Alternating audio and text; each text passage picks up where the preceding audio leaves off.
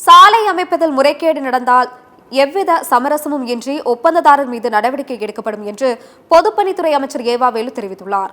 சிவகங்கையில் கட்டுமான பணிகளை ஆய்வு செய்த பின்னர் செய்தியாளர்களை சந்தித்த அவர் இவ்வாறு தெரிவித்தார். மேலும் தமிழகத்தில் காலாவதியான சுங்கச்சாவடிகளை அகற்ற தமிழக அரசு வலியுறுத்தியும் மத்திய அரசு பல்வேறு காரணங்களை கூறி மறுத்து வருவதாக குற்றம் சாட்டினார். அவர் நேரடியாக சாலைகள் முறையாக போடப்பட்டிருக்கிறதா என்று பார்த்து போறோம். அதில் காம்ப்ரமைஸ் என்ற பேச்சுக்கு இடம் கிடையாது. இந்த ஒப்பந்த காலத்துக்குள் இருந்தோம் என்று சொன்னால் அதை முறையாக மீண்டும் நாங்கள் ரினியூல் பண்ணி போட சொல்லுவோம். ஒப்பந்த காலம் முடிஞ்சிருந்தால் அவர் ஏற்கனவே டெபாசிட் பணம் கட்டிருப்பாரு.